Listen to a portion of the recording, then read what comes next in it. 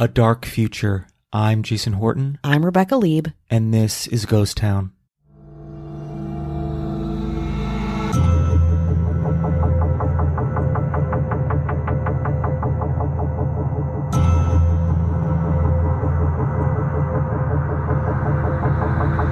In April of 2006, 17-year-old Richard Kelly, a troubled teen and a young gang member from Limerick, Ireland, went missing. Panicked, Richard's mother sought the assistance of Dennis Mackenzie, a clairvoyant who does pro bono psychic reads for missing persons. When Mackenzie meditated on the case, he saw a vision: Richard's body with a concrete slab beside it, next to a bridge. The words Brigid and Bodyke kept appearing for Mackenzie, though he didn't know what they meant. That is, until a fisherman on Lake Bridget, near Bodyke, County Clare, discovered something horrifying. Tangled underneath his net was a limb attached to what he thought was a body. Sure enough, divers recovered the remains of Richard Kelly the following day. Concrete slabs and rope were found affixed to Kelly's body. 5 men were arrested, the murder an act of retaliation after Kelly had stolen a car belonging to an opposing local gang. Dennis Mackenzie's haunting premonitions had seemingly come true, just in time to solve Kelly's homicide. Though incredibly controversial, the use of psychics, mediums, and clairvoyants to help solve criminal investigations is not entirely uncommon. It's prevalent, even. I used to work on a show a couple years ago with a CSI writer who had once been a sheriff in LA County. She herself admitted, someone who is a skeptic, that they used psychics when they were in a bind. Of course, the government has tested psychic capabilities for years as well. We did an episode on the Stargate project a while back. And while skeptics, again, abound, psychics and those they've helped will swear upon certain unseen powers and abilities, helping bring heinous crimes to justice. Complicated, fascinating, and hard to explain. Let's at least dig in a bit and try. Today we're talking about some cases solved, at least in major part, with the help of psychics. In 1961, a famous Dutch psychic, or psychometrist as he preferred to be called, named Gerard Croiset, was enlisted by New York detectives to help locate a missing 4-year-old girl named Edith Kikorius. Croiset had been helping Northern European law enforcement catch criminals for years, simply by intuiting information from evidence. In fact, by the 60s, he was a celebrity, studied by scientists and called, quote, the man with the X-ray mind. Police would place an object from the crime scene, usually covered or wrapped up, in the psychic's hands, and he would get visions of the crime as it was committed, and often visuals of the criminal. On February 25, 1961, Croiset began a series of transatlantic phone calls with NYPD to find Kikorius. Although Croiset was invited to the U.S. to do his psychometry work in-house, he deliberately chose not to, feeling he would, quote, choke on all the impressions he would receive. So, from the Netherlands, he started his work. Despite never having been to New York or even America, Croiset was at first clearly able to identify streets and buildings. As his work, I say work because I'm not exactly sure what else to call it, became more in tune, Croiset's images became numbers, lines, and faces. Soon Croiset told officials that he had pinpointed the exact spot where the girl was. But, he was sorry to say, she had passed away. Police leapt on this information and found Kikorius' body exactly where Croiset said it would be. Based on a description of a face Croiset gave to officials, Kikorius' murderer was soon discovered, arrested, and committed to a hospital for the criminally insane. Meanwhile, Croiset's gifts were continually tested throughout his life. One method for determining psychic abilities that a lot of researchers used was called the chair test. During the test, a psychic looks at a seating plan and selects a random chair number. Once the chair is selected, the psychic provides specific details about the next future individual who will sit in that selected chair. It's pretty interesting. Croiset took this test, providing his answers on paper, which were sealed in an envelope until the chairs were filled with people. After everyone had had a seat, his writing was compared to the individual in his selected chair, and researchers were impressed. They said that Croiset had, quote, remarkable success in providing specific and accurate details. Despite his A+s on his many chair tests in different countries, the Belgian Committee for the Scientific Investigation of Phenomena reputed to be paranormal, that's a long name with lots of clauses, also looked into Croiset and found no evidence of him having psychic ability at all. Despite this, Croiset died in Utrecht in 1980 at 71 years old, still incredibly successful. So much so that Gerard Jr., his son, is also a practicing psychic. On December 15th, 1981, 31-year-old Melanie Uribe went missing on the way to her job at Pacoima Hospital in Burbank, California. When the dependable single mother never showed up at the hospital, an investigation commenced. Witnesses questioned said they saw two men forcing their way into the truck of a woman who fit the description of Uribe while she was waiting at a stoplight. The next morning, Burbank police found Uribe's pickup truck and a discarded nurse's uniform. Uribe's disappearance became front-page news, so it was no wonder when a 32-year-old shipping clerk at Lockheed Aerospace was alerted to the case by a coworker. Having no knowledge of Uribe aside for some light water cooler talk, Etta Smith heard a strong voice inside her head saying, "She's not in the house." As soon as the thought crossed her mind, Smith had a powerful vision, a canyon and a curving road, brush, a mountainous backdrop, and a dirt path leading to something white. Despite not even considering herself a psychic, Etta Smith felt strongly that her vision was tied to Melanie Uribe's whereabouts. She left work early that day to describe her experience to the police. The police, of course, were skeptical, but nothing about Etta Smith seemed unreliable. She was an intelligent person, trusted with top security clearance. Why not hear her out? Using a map, Etta pinpointed the area where she believed Uribe's body would be found, a remote part of the San Fernando Valley called Lopez Canyon. Smith was sure she was there, even fighting off her own urges to go find her. But those urges got larger when the police didn't seem to jump on her tip. That same day, she took some family members with her to Lopez Canyon and felt the presence of Melanie Uribe there, though she couldn't find anything herself. It was dark, after all, and she didn't really know what she was feeling, just going with it, for now. In the light of day, Etta Smith and her daughter drove back to the canyon. She felt the same way she did during her first visit, but this time she knew would be different. This time around, Smith noticed fresh tire tracks, and her intuition pulled her further down into the canyon. As the two kept moving, Smith's daughter noticed something strange in the brush. White nursing shoes that they then found were attached to a body. It was all there: canyon, curving road, brush, mountains, dirt path, to something white. An autopsy identified the body found by Smith's daughter as Melanie Uribe's. But Smith's assistants didn't make her a hero. No, far from it. Now she was a suspect.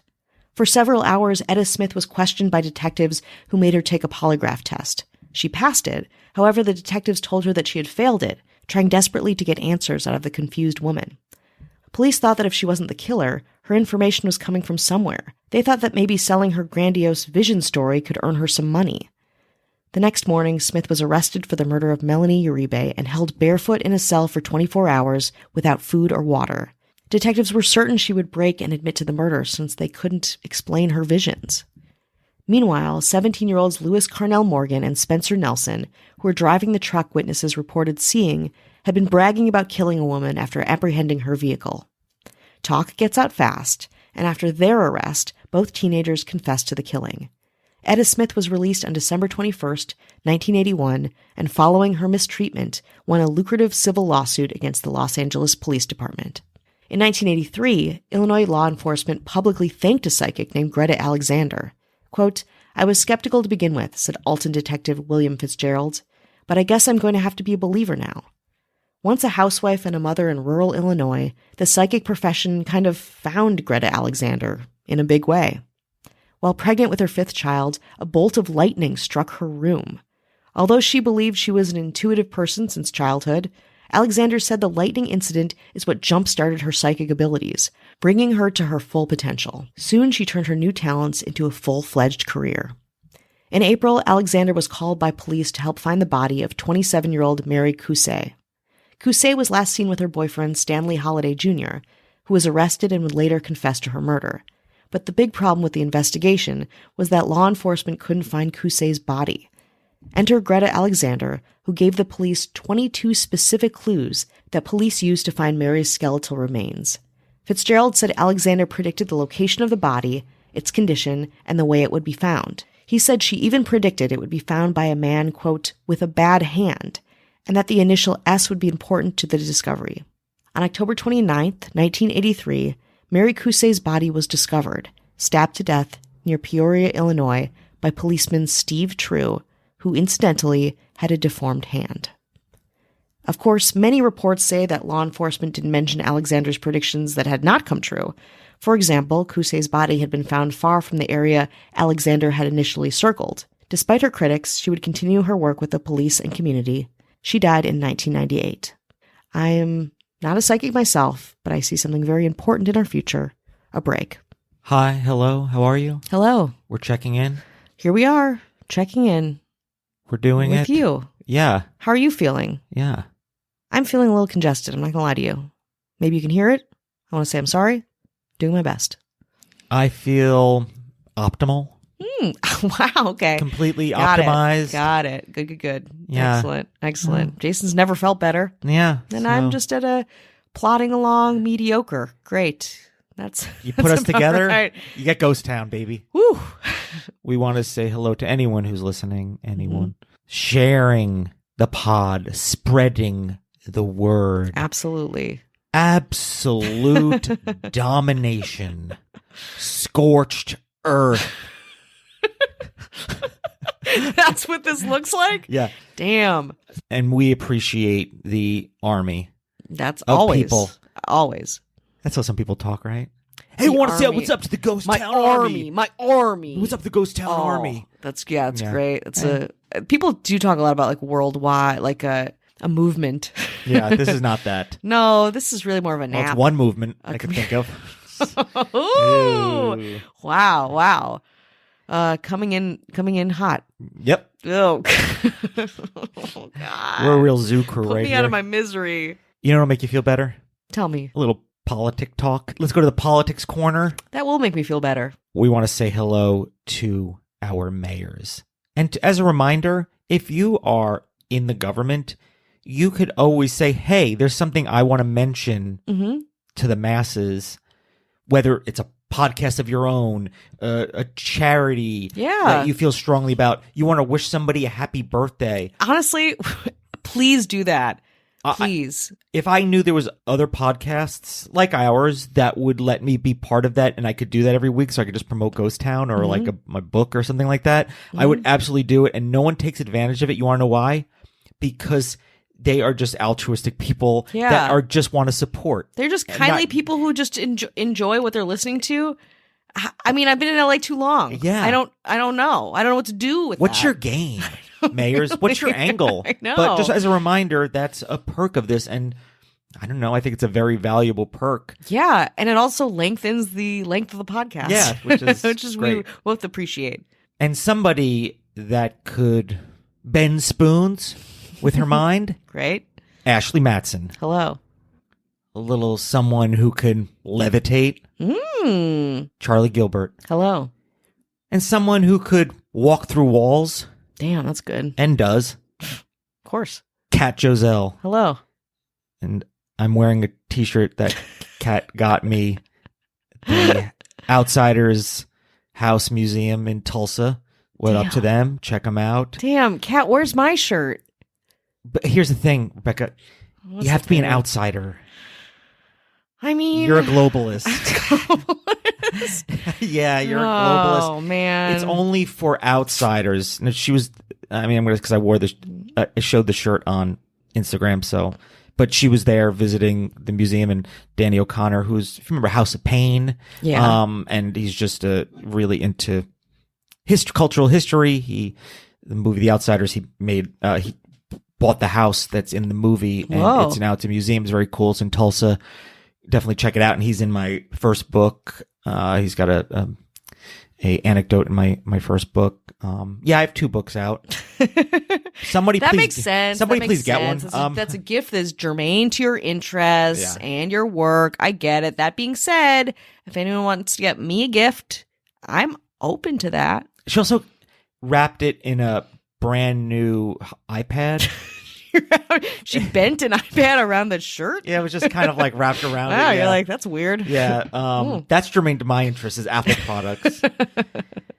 And someone who can both create and destroy on a cellular level. Holy shit. Beyond limitless is our governor who could just crush life as we know it with one thought. but chooses not to. She doesn't want to. Avian Noble. So if you want no ads, no chit chat, bonus episodes, you want to binge, you don't want to hear stuff like this, you just want to get to the good or bad stuff, depending, head on over to patreon.com/ghosttownpod. Incredible. Let's get back into it. And we are back.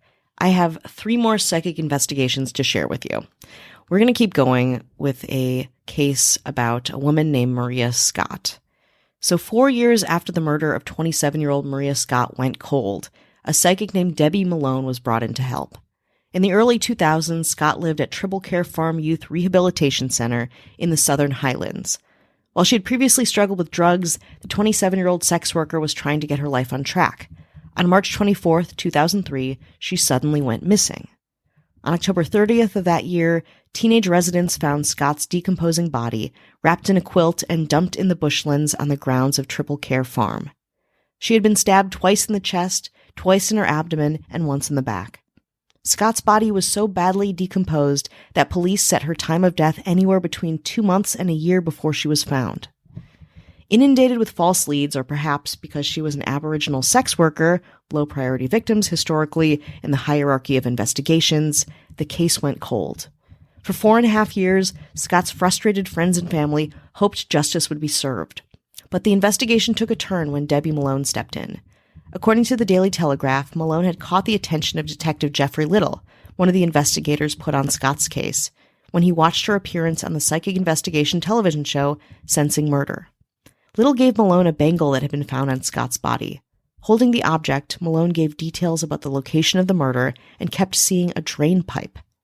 Inspecting the drain pipes around Triple Care Farm, authorities found a knife, one that was eventually proven to be the weapon that took Scott's life. Malone also told detectives that she could feel the spirit of the killer inside her. She said the killer themselves were dead because only ghosts embodied her in that way. This revelation confirmed authorities' suspicions that Mark Brown, a neighbor of Triple Care Farm with a violent past, had been the killer, since he had died by suicide 4 years before. Quote, her description of what happened was so close to what we had found, I included it in the coroner's brief.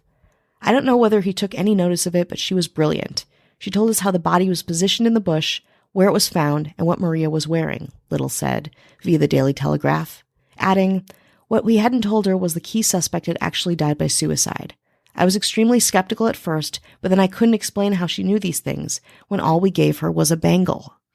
On August 11, 2005, 20-year-old Ohio State College student Julie Popovich pre-gamed at a friend's apartment and headed out to the University District with some friends to continue their evening. Popovich, a waitress and sometimes model, met a man named Adam Saleh at one of the bars. Witnesses at the bar testified that Popovich was drunk and dancing. She was last seen about 1:15 a.m., leaving with Saleh. Though Saleh insisted he left alone, Popovich was reported missing the next day. Saleh was eventually arrested and convicted, and yet Popovich's body was never found. 3 weeks after she went missing, a Michigan-based psychic named Christy Robinette was randomly visited by a soul of a young woman from Ohio. Confused, Robinette found out Julie was in dire straits. According to the psychic, quote, Julie pushed her way through the other spirits waiting to speak with me and asked me to draw a map, the map of where her body would be found. Police carried out the operation as directed by Robinette and were immediately led to Popovich's corpse. Popovich's murderer, Adam Saleh, received 38 years to life in prison by the Franklin County courts.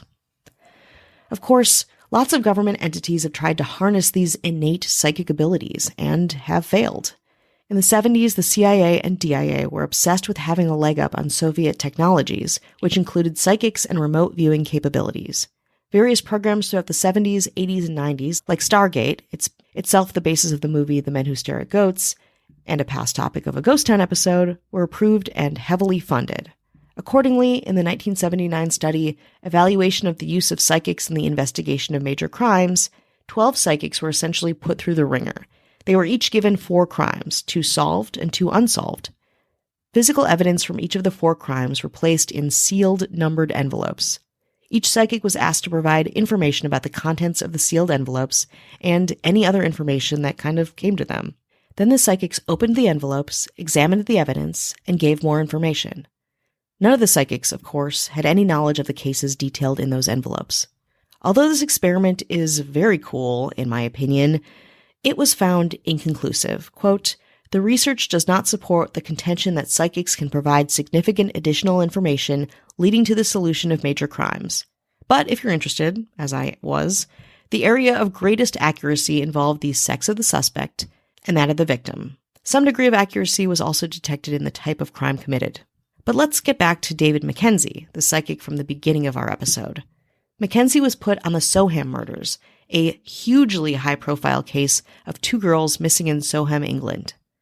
On August 4th, 2002, 10-year-old Jessica Chapman went to a barbecue at the home of her best friend Holly Wells in nearby Red House Gardens, close to Soham. The girls played at Holly's and, for fun, took a photograph together wearing Holly and her brother's Manchester United replica football shirts. That was around 5:04 p.m. Around 6:15, they left to buy some candy from a vending machine at a local sports center. While returning to Holly's, the girls walked past the home of Ian Huntley, the groundskeeper at their middle school. Huntley told the girls that his girlfriend, their teacher, was there and that she said hello. And then the girls are never seen again. At 8 p.m. that night, the girls are not back at Holly's or Jessica's homes. They're reported missing at around 10 p.m. that night. The disappearance hits newsstands the next day, and it is again a huge case from the get-go.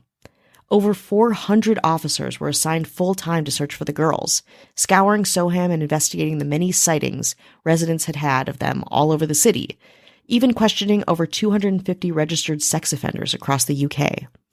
The photo of the 2 girls in the football shirts are broadcast everywhere. It is a haunting photo, taken just 2 hours before they disappeared. Weeks go by and there are no leads, so the authorities call in David Mackenzie. Mackenzie says he will help, and he does, but he tells UK police that he has bad news. He says that the girls were dead and that a man and a woman, whom he was able to describe to law enforcement in great detail, were involved.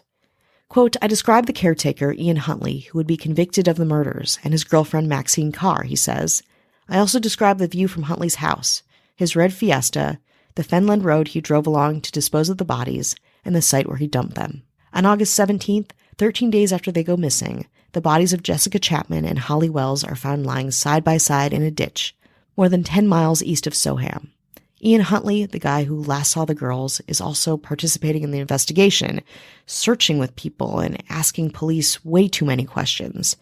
He's been questioned with his girlfriend, but both have witness statements and valid alibis. But others witnessed Huntley's girlfriend Carr in a different place than her alibi, and their stories quickly crumble. That same day, Ian Huntley and his girlfriend Maxine Carr are arrested. Huntley then refuses to answer questions, feigns confusion, even drools in an attempt to seem mentally ill, so he's sent to a hospital. Carr, on the other hand, has a different approach and admits that she lied in her alibi statement to support her boyfriend. But then they find Huntley's fingerprints on some of the children's clothes in a trash can found later that day, and Huntley's fate is sealed. Huntley was found guilty on 2 counts of murder and sentenced to a minimum of 40 years. Carr pleaded guilty to the charge of perverting the course of justice and was found not guilty of assisting an offender. Carr was sentenced to serve 3.5 years in prison for perverting the course of justice.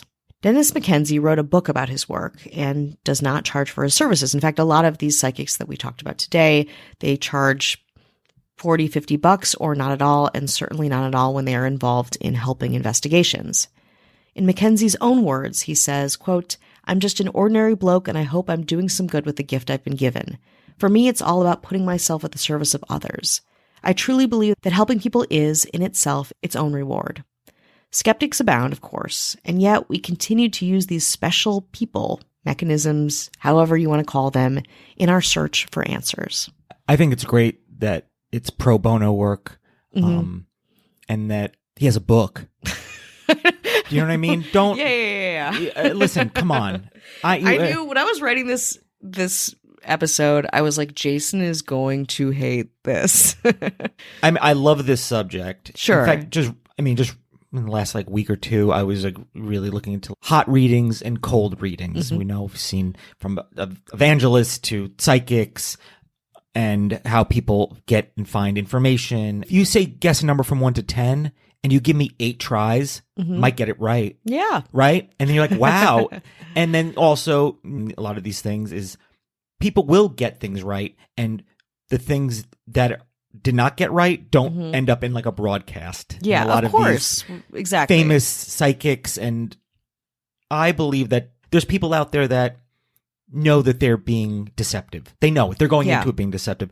I think there's other people that may start going into it and being like, I do really feel I have something, and then become deceptive because it becomes their thing. It's their becomes their shtick. thing. Yeah. And then I think there are people that truly believe that they are, and they're being honest with they think. What is actually happening is the skeptic in me. Obviously, but people become very desperate in a lot of ways. Everyone's looking for answers. Totally. It's whether you're praying to a god, or like you're wishing on nature, or putting a penny in a fountain. It's all part of that. And interesting, like in the last maybe like 7 days, I said I was going to mention this on Ghost Town. Actually, this is like the perfect episode to do it. Ooh. I have a friend that you go back many years back in New York. He's a huge music person. He's got like a record store and he sells, right? He's like he's just somebody I talk to about music, and I'll bring up a band and be like, what do you think about them now? Let's go back. Like now that you've had the internet and time and does it still hold up? And I'll do that every once in a while, like once every 2 months. And for some reason, a band will pop into my head and I'm like, what do you think of that? So I texted him, which again, we don't text that much. It's not like I do it every day where it could eventually, I'm going to pick things that he's listening to. But I was like, what do you think now of Neutral Milk Hotel? Right? Yeah. So I picked that just out of, just, I go in these things. I was like, yeah, like, let me look back on them. And he's like, that's so weird. I'm listening to them right now. That's wild. He's like, that's so weird. And I was like, I'm a psychic, and I'm going to tell people on Ghost Town, I'm a psychic. Again, that is it's a what a coincidence. A huge, huge coincidence. Now, again, it's not outside of the purview of the kind of music we listen to. It's not like I picked like something that I would have never brought up before, and it's something that I would never think to ask somebody. So it's still within that world, but it's one of a few, maybe thousands of bands or whatever. Yeah, totally. And I thought that was kind of odd, and I didn't have a weird feeling about it. I was just like, this is what I want to ask him about. I knew he'd have an answer whether he was listening to them or not, but I thought it was just like a really odd coincidence in the many odd coincidences or strange happenings I've had. Yeah. Even as a cynic, like I push away from. I've had weird things. And you have more weird things than I think you care to admit right. as a skeptic. I believe that people are connected in a lot of different ways and energy. I think a lot of psychics are fucking selling you a bill of goods, and I've certainly and people have premonitions, and I think those are real. There's something out there that's not exactly science or facts. There's something that connects us. Sure. Humans are connected somehow that in a way that we can't quantify yet. Maybe we will someday, maybe we won't. I don't know. But I think that there is some kind of connective tissue, this fiber that we don't see, and the way that's expressed is different. And that's kind of like why we can't like scientifically process people when people have like a crazy vision and they're like, because if I had a vision that you were gonna fucking die in a car crash tomorrow, I would be like, I need to say this thing, because if I don't say this thing, and if it happened, like then I knew this thing. Of course, like we're all kind of like pushed to help and to support and to like be involved, and I think there's a lot of like altruism and like pure of heart kind of ideology around that. But then it gets into this sort of thing where it's like, okay, once that builds and builds, is it now your main line of work? Are you now profiting from it?